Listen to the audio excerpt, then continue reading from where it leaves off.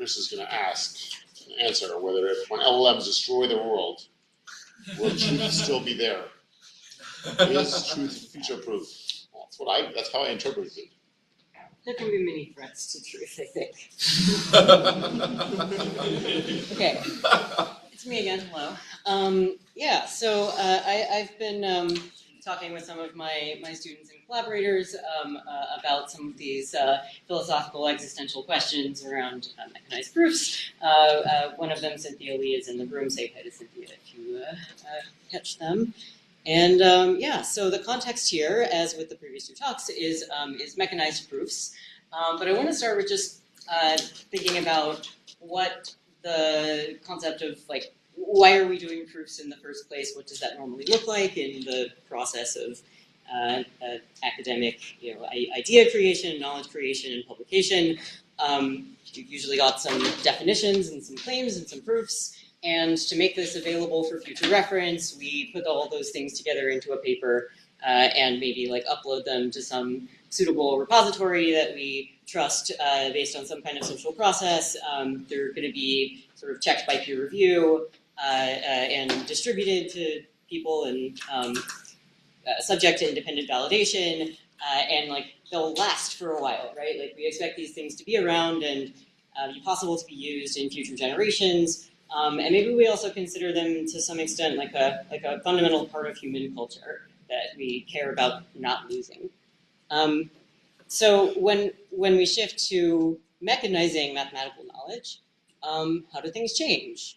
So I'm going to use the word mechanizing in this proof as opposed to formalizing, and this will come back later. But if you're familiar with the word formalizing, that's what I mean by mechanizing. You have that word instead for basically doing things with proof assistance. So I'm just curious, as like a show of hands, who here has used proof assistance before for some proof? Okay, wow, that's more than I expected. Great. So the kind of proof assistance that proof assistants tend to provide, then I'm sure I don't need to go into much detail, but they can provide some scaffolding, tracking proof state like assumptions and goals, automation, including proof search and synthesis, incrementally checking validity, and enabling kind of independent verification. However, when we do this, now we have two pieces of mathematical knowledge that we have to kind of steward. And furthermore, the paper might actually contain less than it would have otherwise, right? There's maybe not so much of the content of the proof actually in the paper, and instead there's more like pointers towards the mechanization. So we also have this software artifact, and somehow this now becomes a part of the actual knowledge, right, that we're putting into the world. So another show of hands, have any of you ever tried to read or run someone else's mechanized development from more than 5 years ago? Okay, so keep your hands up if you succeeded doing that. Okay, so some people, like, and some-ish, okay, great. So the provocation, right, that started this is kind of, if a mechanized proof breaks, is the theorem still true? And maybe like a slightly more careful question, a careful version of this is just like, how do we think of these things as putting mathematical knowledge into the world, and what like new opportunities does this present for keeping mathematical knowledge across generations, but also what new challenges does it introduce? So the outline of this talk is that I want to pull apart some, I think, underlying assumptions that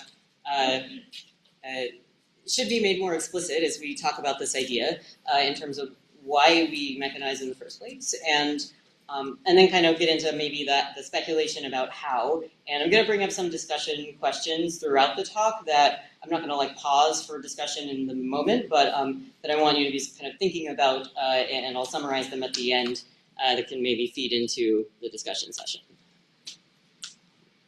Okay. So I have some anecdotes about why we mechanize proofs, and they oftentimes I'll talk to people about the choices that they make when they do mechanized proofs, and find that I don't necessarily understand why they make certain decisions. So A friend of mine has this project to mechanize a bunch of math competition problems in Lean, and he posted once in like this very excited way, like, I just replaced this entire 60-line tactic script with Grind, and it totally automated it. And I think it was this kind of like, isn't it cool that this automation can do all this for me? And I kind of was like, oh, is that actually, do you see this as better? That you've replaced this, because the original thing I could actually look at and like follow the structure of the reasoning, and of course if you just turn it into Grind, all of that goes away. And yeah, the reasoning surprised me. It's like, actually this should be more maintainable in a sense. The Grind tactic should, at least in principle, be stable, and in the earlier proof there were instances of kind of non-idiomatic patterns that were not expected to persist as supported into the future, and things like the names of lemmas in libraries that were subject to change. And then also it was like there was a context in mind, right? This was like being viewed as a code golf problem. It's like getting things as small as possible. So this is, so this was like one particular context. Another context that has kind of just emerged in the last few days is that there's been this like big collaborative effort to mechanize one of these kind of more recent sphere packing results in math. And the original kind of group who started this collaboration was doing this all in a very kind of manual way, working with the mathematician who did the original proof. And then a separate group kind of came in and they said, well, we've got this auto formalization tool, and we're just gonna like give a massive 200,000 line proof that none of us have ever actually like looked at and read carefully, but that like solves the problem. And there was kind of a negative response to this in some of the more mathematically oriented parts of the community. It was like, well, like no one doubted the theorem was true. I think someone who said this to me recently is in the room as well. No one doubted it was true. The point of it was to build a better understanding and come up with like nice abstractions and libraries that could support future work. Another sort of related anecdote is Martin Escardo kind of talking about how his group uses Agda as a blackboard to develop and test their thoughts, not just to sort of verify that they are true. So we've got all these different contexts: research, education, recreation, and what I've kind of distilled this into, or like a kind of tool we've used, that we go into in the paper, is that it's useful to think about, we think of proof as a social process, but it's actually multiple social processes, and we can think of some of these as more on the side of convincing and more on the side of explaining. So we can use these icons and colors kind of try to consistently to refer to these two concepts. So the mode of convincing is trying to basically improve confidence that something is true, and the mode of explaining is more aligned with understanding why something is true. So these are all reasons why we might want to mechanize. In math, like we're interested in improving confidence in results, or like the peer review process. In like software verification, we want to improve confidence in software that it works. And also, I think it's one that resonates with me a lot is like we want to improve confidence in ourselves and our ability to say correct things, and like have a machine check, having a machine check way of saying like, yes, your proof is good, or even providing that scaffolding of like what it means to have a correct proof can be really helpful. On the other hand, we also are interested in using these tools for explanation, like making ideas more precise, communicating with collaborators, and documenting and explaining ideas. So one of the discussion questions I'd like you to think about is, most of you raised your hands, so why do you do this activity? And is there one of these default modes that you tend to gravitate more towards? Do you, think about kind of your use of these tools in these terms? Okay, so given that there are at least two social processes involved, what do we actually need to do in order to future-proof mechanized proofs? In the paper, we covered a lot of different desiderata, sorts of things people want to do, as well as current practices, many of which are already making an attempt at addressing several of these. But I want to focus on two of them for this talk. So that's what I have time for, hopefully. So the first one is about archival storage. And the discussion question that sort of is meant to frame this is, like what exactly should we be storing? One of the current practices that we talk about is artifact evaluation. So, you know, those two pictures of like the paper and the mechanization. Now, in most PL conferences, there's a separate process after a paper review, which is an artifact evaluation, where notionally someone is supposed to review your mechanized proof, make sure you actually did the things that you said you were going to do, or your paper said that you proved, align your human readable theorem statement with your mechanized theorem statement, and run it, and maybe make sure you didn't use unsound features, things like that. But then the thing that actually gets stored, well, you know, a lot of times it's like a Docker image that just has the proof, the mechanization. And, you know, there's a question, and sometimes there's a pointer to a source code repository, but that's not always put in the same archival place as everything else. So at one level, one question we could ask is, you know, is there some preference we ought to have about the form that a proof takes? When we're, at least at the kind of surface level, as we're writing these things, there's already multiple different forms things can take. We can give direct proof terms that are basically inhabitants of the types that correspond to the theorem statement, or we can have tactic scripts that in principle should generate something that maybe looks kind of like that, but maybe isn't as human readable in practice. And furthermore, we've got multiple different proof assistants. And so they all have their own different definitions or lack of definitions of some kind of kernel or core that you know that is what fundamentally you're asking people to trust when you say that these things are sound or represent some kind of formal metamathematical foundation. So in terms of what we need for both the convincers and the explainers in terms of future proofing is the ability to check these things, to maintain links to the human readable claims, but also to maintain reusable libraries of abstractions, maintain links to human readable explanations, and like maintain the legibility of the proofs, whether that's the static artifact of the proof or something that's kind of rerunnable as an interactive process. I want to now like take potentially a digression into something that might not seem as related. But basically, I want to point out that a lot of what this question is about is not a new question. We've been thinking about what it means to archive human culture for a really long time. So we talk about bit rot. You know, paper literally rots. And so when we were trying to preserve things that people have written down, a lot of human technology has been devised basically to try to make things more permanent, inventing things like fast inks, but then also recognizing that no matter how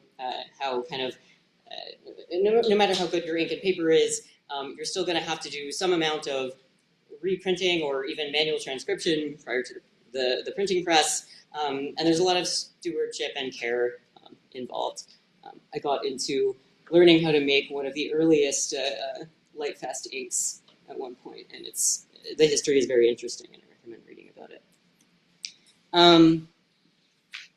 So when we so beyond just like the physical media, we also have grappled with the concept of notation, and older notations not necessarily being legible or unambiguous to people in the future. And one of my friends recently showed me this. I'm not really that much of an expert in like music and musical notation, but a friend of mine showed me this book of Bach conventions that was a record of a lot of these things kind of prior to the conventions of musical notation that were really hard to read for a modern audience, so they had a lot of annotation and did a bunch of kind of updating notation and then documenting and tracking their choices. And this was a very interesting read to see in this context, because it also has to do with this idea of formalizing things into a more standardized notation and transcription, annotation, and stewardship. This is true in math. This is like the original Newton's Principia Mathematica, the natural philosophy Principia Mathematica from 1846 was just written in like Latin prose, right, prior to any kind of math notation. And there's a lot of Wikipedia articles about kind of like, okay, well, if we actually translate this into something formal, what does it say? And by formal there, again, we mean math notation, right? Not mechanized. So there's a notion of formal that's more like, that's more general than that.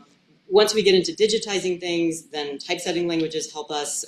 Things like interoperable standards and formats. I guess the papers that we write now, we are hopeful that like PDF will persist into the future. But we've also got things like Pandoc that can help us translate between formats. This was the original. This is like the stand-in version of John Reynolds' original type subtraction and parametric polymorphism, which has like hand-drawn pi symbols and things in it, and it's like written on a typewriter, and it's completely non-OCR-able. Jonathan Chan has this absolutely beautiful project to update this, to typeset this in LaTeX, and made all of these very carefully considered choices about how to translate all the notation. And I really recommend this, again, as another example of stewardship and care in this process. So in the arts, we think about formalism as being a kind of insistence on form, following rules that lead us to adhere to form. And I think this is actually a surprisingly workable definition for math as well. And it leads us to this question of, we say that when we mechanize, we're formalizing something.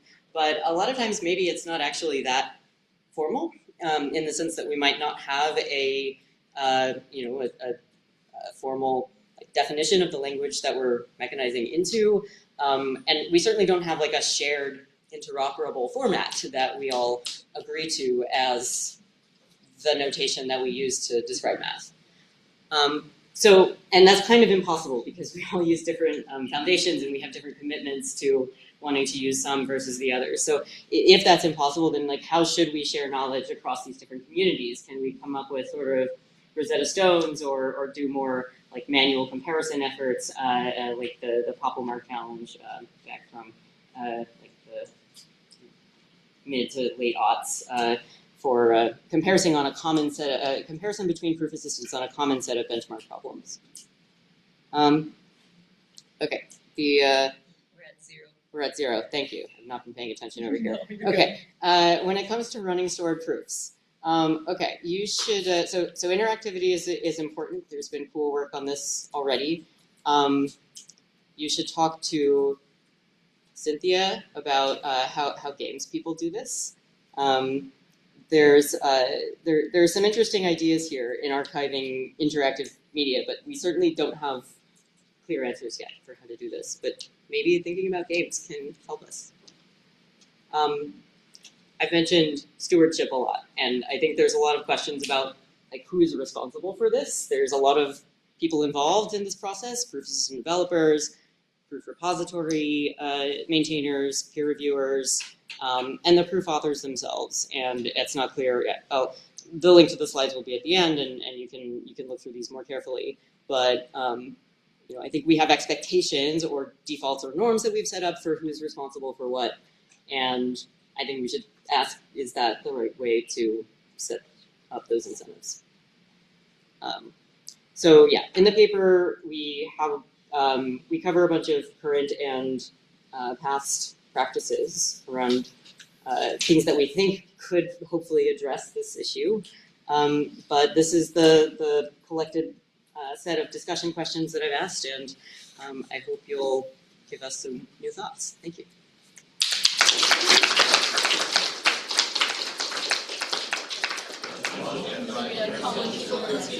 Okay.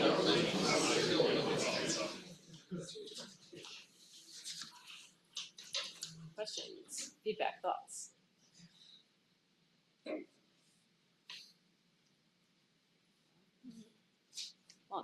I'm on the wrong side of it. Yeah, oh, sorry. So I work as an undergrad, I actually work on a historical preservation of software project, and I think one thing that's really hard is just having media last for a very long time. And I think that's a really hard problem that I don't really know. Media is in hardware? Or Yes. Okay, yeah. Yeah, that was one of the things. Is if I can, I guess that's not my laptop. If I can go back to some of the slides I skipped over a little bit, right? Like one answer to how you preserve the sorts of trouble, the artifacts that you get when artists and technologists make trouble is you just keep around the original hardware that they run it on. But then that creates another, a very expensive thing to maintain sometimes. And we just mentioned video games. Yeah. That preempted my suggestion how to turn it into a video game because coding emulation and game preservation are just like some of the most dedicated communities on the internet I've seen. Yeah, but it's still it can be really hard. But yeah, no, it's true. Yeah, make it a beloved enough cultural artifact, and people will still preserve it. Yeah. Yes. Okay. Yeah, I have mostly just an open-ended thing, but I recently had the pleasure of trying to compile a large benchmark of rock proofs, and it was not fun. Okay. But I'm just wondering, like, do you have any thoughts on why it is that like these things change so often and have such a hard time being backwards compatible with each other? Yeah, I mean, I think probably a lot of people in the room have many different level experience with different tools about this. I come from CMU, so things like 12 don't change a lot, and so that's kind of nice because you can run them many years later and they still work. But my sense is that there's more uptake with tools that evolve to user needs very rapidly, and people want features and they request features and they get new features, and then those features might not be backwards compatible. I don't know if the story is that different from other software in that regard. Okay, makes sense. Yeah. I mean, I think PDF and particularly the archival PDF standards are a good model. I don't know if we can ever get all the projects to agree. Yeah. But it seems like that would be an ideal goal for the community to form around. And if you got Lean on board and a couple of others, then you would have a pretty critical mass, I think. In terms of creating a standard analogous to PDF or using Creating PDF? a standard analogous to PDF. Yeah. So Okay. PDF. I mean, I suppose you could extend to PDF. It's been extended many times, but that might be a little bit too much to bite off. Right. Yeah, I think people would be hesitant to try to entangle the human prose and layout of text part of it with the mathematics part of it. Right. No, I'm just looking at it for inspiration mostly. Yeah, that makes sense. They've done a good job, I think, with PDF. That makes sense. Wow. Come on. Yeah, it's really cool. Feels like part of this at least is about maybe social processes. Yes. Because I really like the example you gave of the someone modernizing the Reynolds paper on electricity. Because part of the lesson here is, at least for me, I find it really hard to read older mathematics texts, even if they're perfectly fine, because the conventions around them have changed. And I feel like part of it is that you need social processes and institutions around actively maintaining these things, sort of like Matlab has been for me. I don't know if you have any thoughts on doing that sort of stuff or. Yeah. I mean, this is one of the themes was kind of these things are actively stewarded, and sometimes that means kind of maintaining the existing artifact, but sometimes it means completely retranscribing it. Or I think Mathlib has already been rewritten once, and it's are we willing to do that again? Is a question. If we have to, is in some sense maybe recreation is in many ways better for some situations than trying to keep around the original thing. Thank you so much for the talk. There's an effort in the Lean community to make multiple kernels so that we can find the fastest one, the most sound one, those sorts of things. Well, the fewest bugs that we know of right now. I think that's generally a pretty good thing because it means that there's more chances to find discrepancies between the kernels and find faster ones. But it seems like it's counterproductive for what you're concerned about here in the sense that eventually, the thing we standardize, the kernel we standardize on today might be a different one from the one we standardize on in a few months. Right. Do you have any thoughts on kind of that dynamic? Yeah, I think that I guess I find it a little bit I do think it's counter to these goals. I guess I think it's the kind of thing that would dissuade me from, for example, really wanting like a student to build their whole thesis and research identity around something like lean, right? Or like to do that like separately from also having a really clear on paper description of what they're doing. Yeah, I mean, for me, that's a factor in like choosing a tool, but it may not be for others if you're kind of like more interested in the ephemeral benefits that you get from mechanization than for the kind of like more future-proof benefits. One more question, maybe? I know, so you'll have time. There's going to be a big break afterwards. There was So one that was here right Sam, first. you Oh yeah, the first question. sorry. Did not ignore you This first. is a really cool talk. I really liked the social processes framing that you had. One thing I was thinking about was you mentioned like Docker images, like PL companies nowadays, the artifacts are usually Docker images, and it's like this is great for the convincing mode that you talked about, Yeah. but it's not so great for the explaining or understanding mode because if I'm like, okay, well, I want to make a small change to the source, like you said, the source code is not always there. Even if it has a Docker file, you can't rerun the Docker file because it won't give you the same answer, or probably won't even run.